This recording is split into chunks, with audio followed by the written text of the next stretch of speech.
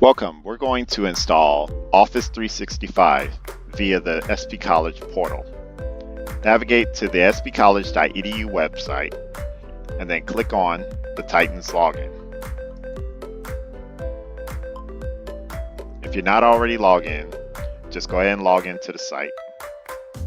If you are logged in, look for the OneDrive tile. Click on it. Then when the next page loads, go to the top left-hand corner and select the Rubik's Cube icon. This is the icon that has 9 boxes. Then click on Office 365. On the right side of your screen, click the drop-down menu and then select Other Install Options.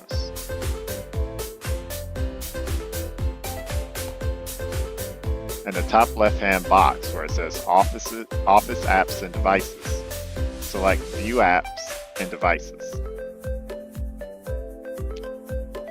Select Devices to make sure you do not have more than 5 devices installed.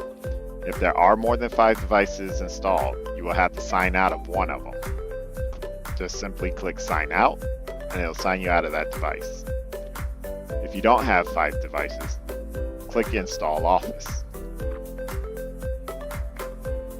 This window should pop up and then it should begin doing the install or the download.